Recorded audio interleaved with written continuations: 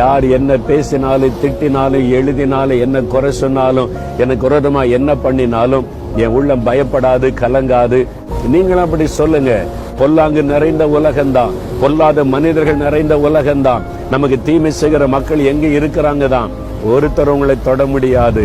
கர்த்தர் உங்களுக்கு கேடகமா இருக்கிறார். நீ பயப்படாத, நான் உனக்கு கேடகமா இருக்கிறேன்னு ஆண்டவர் சொல்லுகிறார்.